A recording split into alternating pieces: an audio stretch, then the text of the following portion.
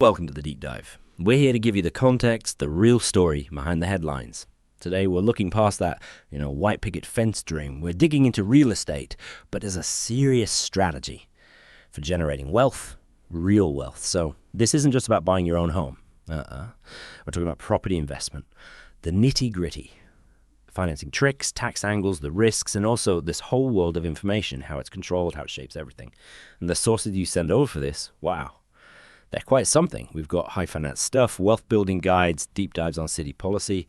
And then there's this really fascinating angle on how perception is managed. It really suggests that knowing how information works is just as vital as sorting out your mortgage. That's exactly it. That's the heart of what we need to unpack today. Our goal really is to give you the full picture of property from an investor's viewpoint. We think of real estate not just as, a roof over your head, but as an ABLE investment, ABLE. It's a little acronym we use. It stands for attainable, appreciable, leverageable, rentable, improvable, deductible, depreciable, deferrable, stable, and livable too.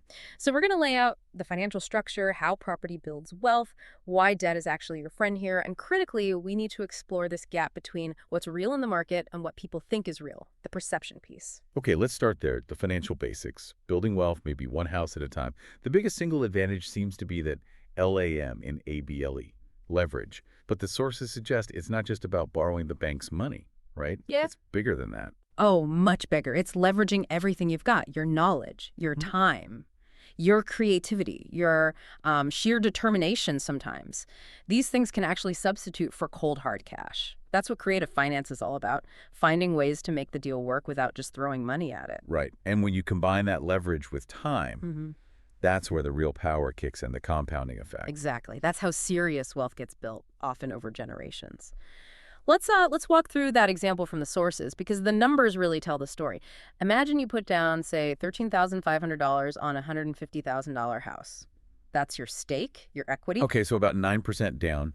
You're controlling a $150 K asset with less than $14 K of your own money. Precisely. Now, let's say the property appreciates. The source uses 12% a year, which, yes, is pretty aggressive. We should acknowledge that. Yeah, hang on, 12%. Yeah. Annually? Yeah. That feels high for a typical long-term average across the board. Yeah. Does the source talk about the risk there? Like, what if the market is flat or goes down? Leverage cuts both ways. That's a really important caution, absolutely.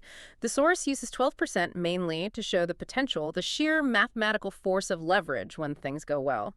The hedge against a flat market or even a downturn is cash flow. That's the R rentable. If the property pays for itself or ideally makes money each month, you can ride out slow appreciation. But sticking with their example for a moment, 12% appreciation on the full $150,000, not just your down payment. Right, the gain is on the whole pie, not just your slice. Exactly. So after just 6 years, assuming that 12% rate and ignoring principal paydown for simplicity, your initial $13,500 stake, it could mathematically translate into about $180,000 of equity. Wow, $180,000 from $13,500 in 6 years. That's explosive growth. Even if you cut that appreciation rate in half or even more, the return on your actual cash invested is still huge. And like you said, that doesn't even count rent or paying down the loan. It highlights the power. The bank carries most of the financial load, but you, the owner, get all the upside from appreciation on the entire asset. And this leads straight into financing strategies. How do you actually get that leverage, especially when starting out?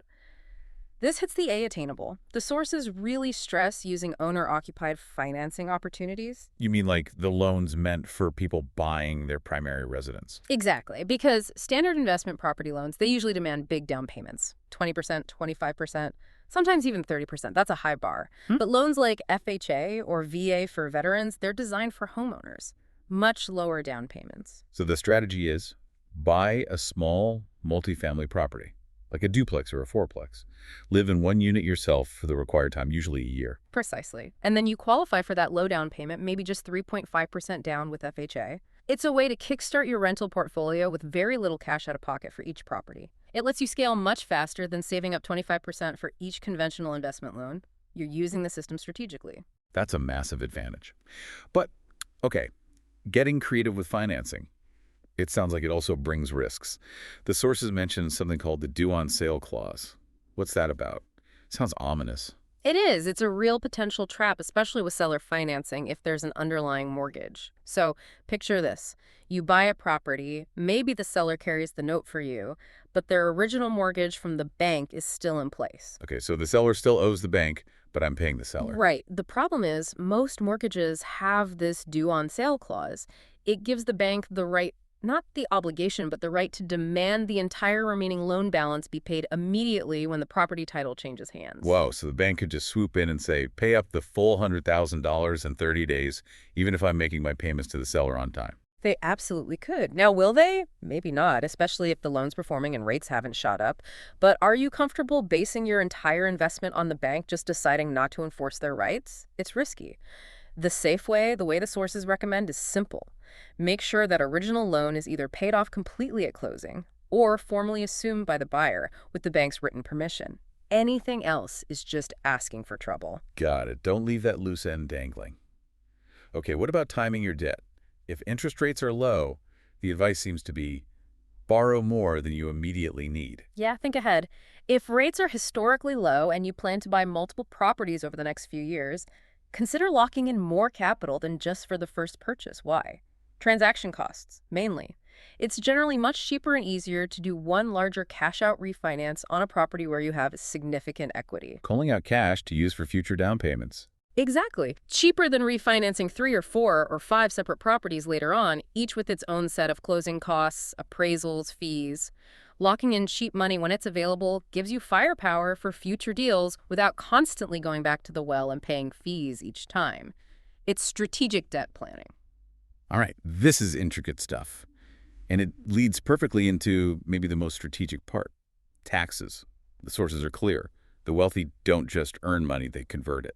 That's the name of the game. Yeah. Converting earned income, your salary, which gets taxed the highest, into passive income, like from rentals, or portfolio income, like from investments. These are taxed much more favorably. And the tax code, let's be honest, it loves real estate investors. That's the D, deductible and depreciable, and the other D, deferrable, from our ABLE framework. But these perks don't just happen. You have to know the rules and use them. Let's hit deferrable first. The big one everyone's heard of, the 1031 exchange. Right. Section 1031 of the tax code, it lets you sell an investment property and defer paying capital gains tax and also depreciation recapture tax if you reinvest the proceeds into another like-kind investment property. What does like-kind actually mean? Does it have to be the exact same type of building? No, it's actually pretty broad for real estate. It basically means any real estate held for investment or business use can be exchanged for any other real estate held for investment or business use. So you could sell raw land and buy an apartment building, or sell an office building and buy a rental house. Pretty flexible. Okay, but there are tight deadlines involved, right? You can't just take your time. Extremely tight and unforgiving.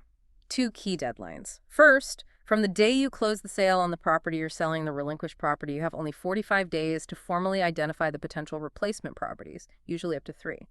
Second, you must actually close the purchase on one or more of those identified properties within 180 days of the original sale closing. 45 days to identify, 180 days total to close. And the sources say the IRS is serious about that 180 days. No extensions. 0 extensions. Doesn't matter if your financing falls through, if the seller delays, if there's a hurricane. Miss the 180-day deadline, the exchange fails, and the tax is due. Period. And crucially, you can't touch the money from the sale. It has to be held by a neutral third party, a qualified intermediary, throughout the process. If the cash hits your bank account, boom, exchange is void. Okay, strict rules. What about the opposite scenario? What if you sell an investment property at a loss? Then a 1031 exchange is the wrong tool. There's no gain to defer. Instead, you want to take that loss on your tax return.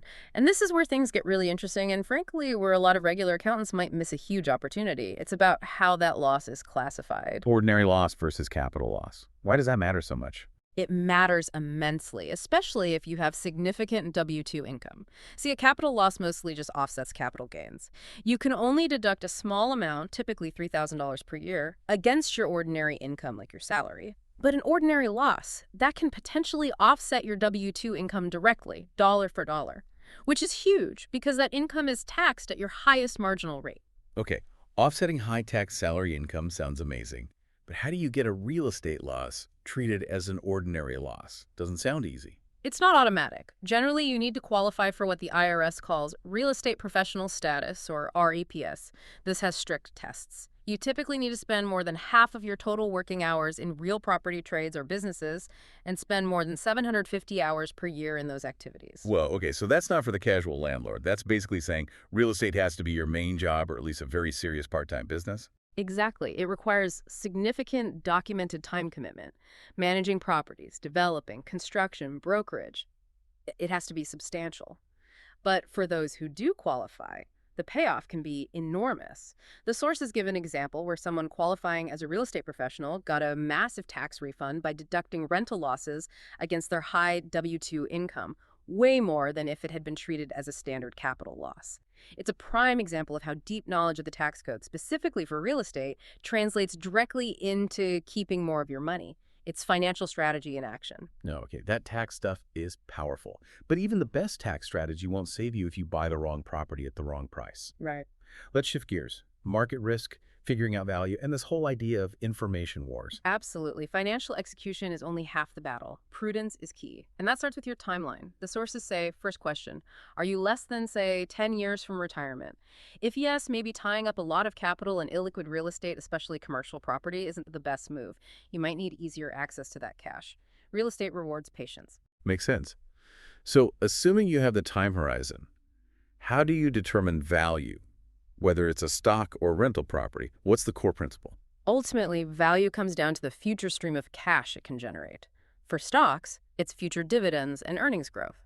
For real estate, it's future rents and net operating income. You have to look at the yield you're getting today, the rent relative to the price, and crucially, what's the realistic prospect for growing those rents over time? If the price is sky high compared to the current or realistically projected future income, then even if it's a great property in a great location, your returns are likely to be disappointing. You paid too much up front. Okay, price relative to earnings. And then there's risk management. Everyone talks about diversification. What kind of risk does that actually help with? Good question. Diversification is primarily aimed at reducing unsystematic risk, sometimes called specific risk.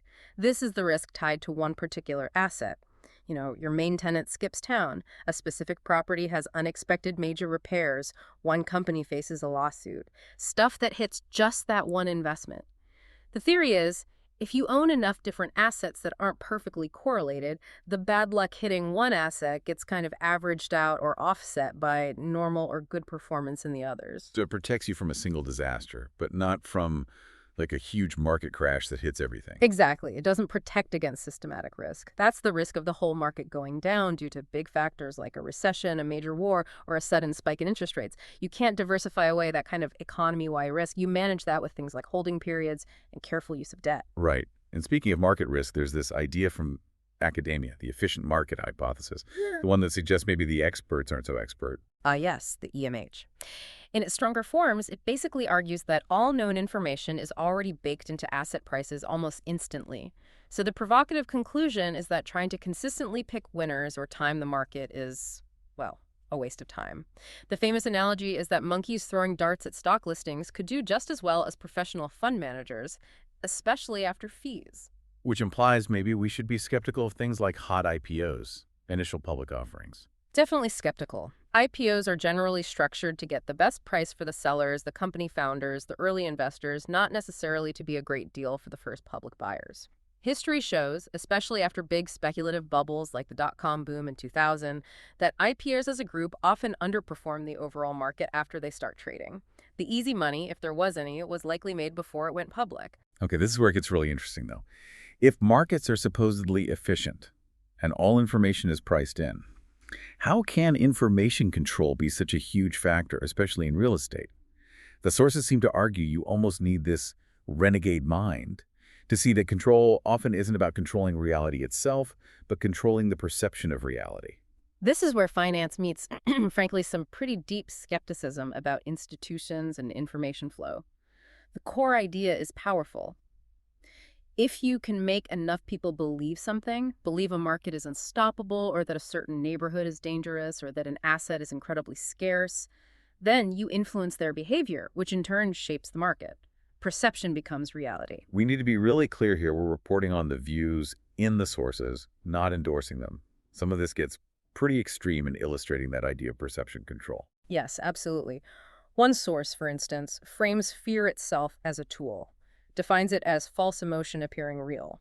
And it uses this framework to analyze the COVID-19 pandemic. It controversially describes the pandemic as a kind of mind virus, suggesting authorities use the perception of danger, emphasizing the virus's reality and deadliness to control behavior and ensure compliance with restrictions. It even goes further, positing that the vaccine development might have been based on computer models rather than isolating a physical virus, employing a deep level of, let's say, narrative management to maintain control.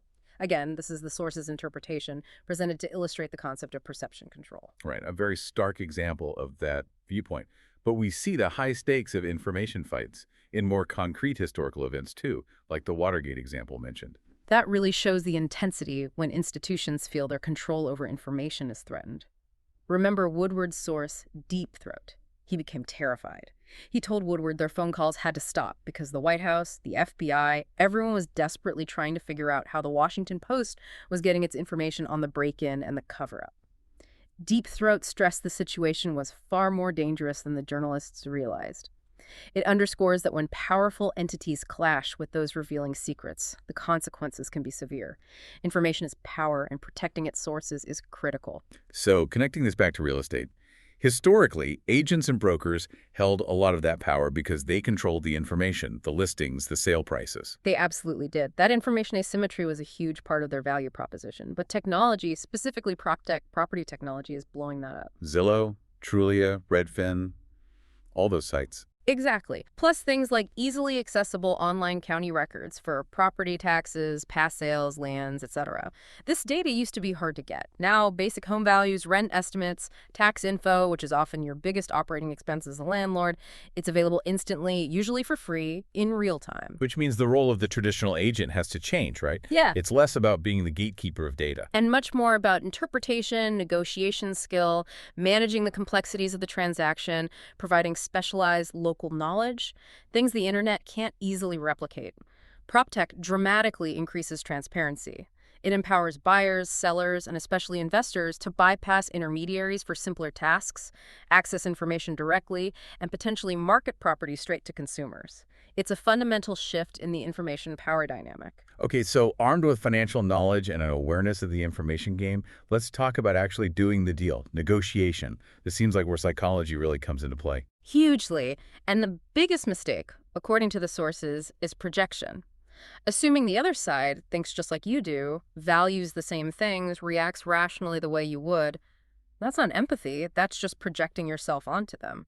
Real negotiation is about understanding their world, their pressures, their motivations, their emotions, their financial situation. What do they need out of this deal? And sometimes the path forward isn't getting a yes, it's getting a no. Absolutely. Yes and maybe can just be stalling tactics. They don't always mean anything concrete. But no, that changes everything. No means the current offer isn't working. It forces a decision. Either walk away or figure out what will work. It clears the air and starts the real negotiation. No is often where the productive conversation begins. Interesting. And beyond just the price, the focus should be on how the deal actually gets done. Yes. Implementation. Asking the other side how. How will this be financed? How will repairs be handled? How will the transition work? Forcing them to think through the practical steps is crucial because, as one source puts it, poor implementation eats your profits. A great price on paper means nothing if the deal falls apart or costs spiral during execution. And for investors looking for those really great deals, speed and readiness seem critical. Motivated sellers don't wait around. The best deals often happen fast. Someone makes an emotional decision, divorce, job transfer, inheritance. They just want gone and they want out now. As an investor, you need to be poised. Know your numbers, know what a property is worth to you, have your financing lined up, be ready to act immediately. The sources even say, if a seller makes you a genuinely great offer, sometimes the smartest move is just stop negotiating and say yes. Don't risk losing a fantastic deal by trying to squeeze out another few bucks. Makes sense. Be ready to pounce. Okay, what about selecting the property and dealing with inspections? Offers usually have contingencies, right? Financing, inspection. Standard practice. You need those outs. But you also have to be strategic. You can put almost any condition in an offer, technically. But the more hurdles you create, the more deal killer type contingencies you add, the less attractive your offer looks to a seller, especially if they have other options. Sellers want certainty. Keep contingencies reasonable and focused on major issues. And when that inspection report comes back, especially on an older house, prepare for sticker shock. Oh, yeah. Brace yourself. That report is probably going to look terrifying. The inspector's job is to find everything. Every loose wire, every cracked tile, every potential future issue. That's what you pay them for. Your job as the buyer is to read it calmly and figure out what actually matters. Is it a fundamental problem like a bad foundation or a collapsing sewer line? Or is it mostly deferred maintenance, an old furnace that still works, shingles nearing end of life but not leaking yet? This is why being at the inspection is so important. Talk to the inspector, ask questions, get context, understand the potential costs. Then you can make an informed decision about what needs fixing now versus later and what's truly a deal breaker. Good advice. Yeah. Let's flip it. Say you're selling later. Staging the property. Where's the smart money spent? First impressions are everything. So, number 1, curb appeal. Make it look good from the street. Clean, tidy, maybe some fresh mulch or flowers. Inside, focus on the hot spots. Bathrooms and kitchens. They need to be sparkling clean, immaculately clean. And color. It matters more than people think. Avoid highly specific or quirky colors. No crazy accent walls, no pastel bedrooms. Stick with warm, inviting neutrals. Creams, tans, maybe a soft gray. Broad appeal is the goal. I remember a really specific, clever tip from the sources about flooring transitions. Yes, those cheap metal strips, usually shiny brass or silver, that bridge the gap between, say, carpet and tile or vinyl and wood, rip them out. Replace them with simple wooden transition strips, stained to roughly match one of the floors. It's a small detail, costs very little, but makes the whole space feel much more finished, more upscale, less builder basic. Huge visual impact for minimal effort. Little things make a difference. And furniture placement. Avoid the gorilla walking two greyhounds. Huh. Yes, that was the phrase. It means balance. Don't have one massive overstuffed sofa dominating the room with 2 tiny spindly chairs next to it. The furniture should fit the scale of the room and be arranged in a way that feels welcoming and allows buyers to easily visualize their own stuff there. Create conversation areas, clear pathways, make it look functional and inviting. Okay, last piece on the deal-making section. If this property is going to be a rental, tenant selection is paramount. Non-negotiable. You must have strict written qualifying standards and stick to them. Income verification, credit check, background check, and crucially, talking to previous landlords. You need verifiable proof of their past behavior. How did they treat the last place? Did they pay rent on time? Don't rely on gut feelings or just the application form. Dig deeper. And the sources had a blunt rule. Avoid tenants who need a place tonight. Why so strict? It's a major red flag. Responsible tenants generally plan their moves well in advance. Someone desperate for immediate housing. It often suggests a recent eviction, a failed background check elsewhere, domestic issues, or some other instability. While you want to be compassionate as an investor, that level of urgency dramatically increases your risk of future problems, non-payment, property damage, legal hassles. It's usually safer to wait for a tenant who planned ahead. And even with good tenants, the owner needs to stay involved. Can't just hand it off entirely to a property manager. You need oversight because fundamentally, nobody cares about your property or money as much as you do. Property managers are paid regardless, sometimes even incentivized by higher repair costs if they get a percentage. That anecdote from the sources was telling. A manager gets a quote for $1,200 for a simple gutter repair. Seems high, right? Extremely high. The owner pushes back, insists on a second quote. It comes in at $115, over $1,000 difference. If the owner hadn't been paying attention, that $1,200 would have just been paid out of their rental income. Oversight is essential to control costs and ensure you're not getting gouged, even by your own management company. To really grasp real estate today, especially in the U.S., we have to touch on some history. Zoning, specifically. When zoning laws became widespread, municipalities gained huge power to dictate how land could be used, separating residential from commercial, industrial, setting density limits. And that classic American symbol, the single-family detached house district, the sources say wasn't just about lifestyle. It was often used deliberately for exclusion. Very deliberately. It became a primary tool, especially in the early to mid-20th century, for maintaining neighborhood homogeneity, which often meant excluding lower-income families and, very explicitly, racial minorities. The fear, often stoked, was that the arrival of others would cause property values to plummet. So zoning for single-family homes, often with large minimum lot sizes, became a legal way to keep certain groups out. It baked segregation into the landscape. And it wasn't just local zoning boards. The federal government was involved, too. Deeply involved. FHA mortgage insurance policies, for example, actively promoted racial segregation for decades. They would often redline entire neighborhoods with minority populations, deeming them too risky for federally backed loans. This directly suppressed property values in black neighborhoods and fueled practices like blockbusting. Blockbusting, that sounds nasty. How did that work? It was a predatory, cynical scheme. Speculators would target neighborhoods, usually white neighborhoods bordering black areas. First, they'd use scare tactics rumors, maybe paying someone to walk through the neighborhood to convince white homeowners that the area was turning and their property values were about to collapse, get them to sell cheap out of panic. Then, the speculator would turn around and sell or rent those same houses to black families who were often locked out of other neighborhoods and denied fair loans at inflated prices, often using exploitative contract terms. They profited from stoking fear on one side and desperation on the other. It was devastating. That's a dark chapter. And historically, the whole suburban ideal was about escaping the city, right? Finding that blend of nature and convenience. Yeah, the original promise was an escape from the perceived downsides of dense urban living, the noise, the pollution, the crowding, epidemics, while still having access to jobs and amenities. And early on, many suburbs actively sought annexation by the central city precisely because they wanted city services. Reliable water, sewer systems, better schools, professional police and fire departments. Pragmatic reasons. But now, things seem to be shifting back. The sources talk about a great inversion. Exactly. For decades, the trend was outward sprawl, but starting before the 2008 crash and really accelerating since, there's been a noticeable shift in preferences, particularly among younger generations and also empty nesters. More demand for denser, walkable, mixed-use urban environments, less appeal for the long commutes and car dependency of the outer suburbs or exurbs. What does that mean for property values long term? It suggests a potential major reshaping of the metropolitan map. Those far-flung exurbs that boomed in the 80s and 90s, they might become, as one source put it, the new ports of entry for immigrants and lower-income households who can't afford or aren't attracted to the increasingly expensive urban core. The value premium might be shifting back towards central locations, density, and transit access, reversing that decades-long suburban dominance. It's a big trend to watch. Okay, one last piece of context. Housing shortages. The sources make a point that a shortage doesn't always mean fewer houses per person. Right. This is a classic economic concept, often related to price controls, though not always explicitly stated. The example given was post-World War II. The actual number of housing units and the population both grew by about 10%.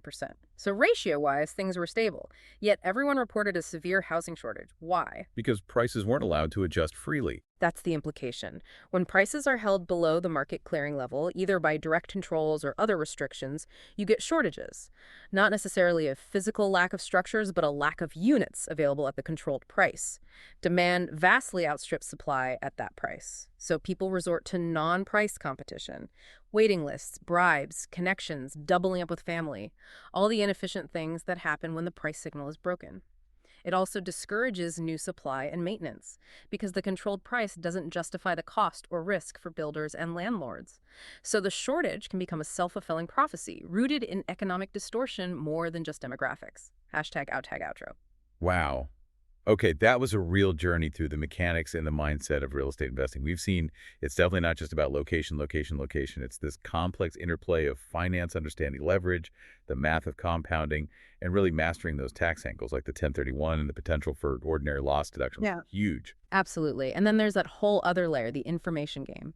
Being that renegade mind that questions narratives, understands how perception is shaped, whether by fear or by institutions guarding their data, and seeing how technology, prop tech, is disrupting that, creating more transparency. Plus, understanding the historical context, how things like zoning and past policies still echo in today's market and contribute to that urban inversion trend. It really comes back to a core message from the sources, doesn't it?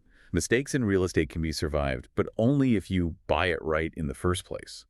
And buying right seems to depend on taking ownership, being disciplined, and having a clear vision you're persistently working towards. That's the foundation. Financial savvy plus information mastery driven by personal commitment. So maybe the final thought, the provocation for you listening, ties back to that powerful tax insight we discussed. Forget luck for a moment. Think strategy. What's one concrete action, just one thing you could take this week to start figuring out how to convert some of your high tax earned income into more favorably taxed passive income through real estate? Maybe it's researching CPAs who specialize in real estate. Maybe it's starting to track your time if you think real estate professional status is achievable. The point is to recognize that building wealth here isn't passive hope. It's about accepting ownership, making a plan, and taking that first focused step towards a financial future where you're not just earning, you're strategically building.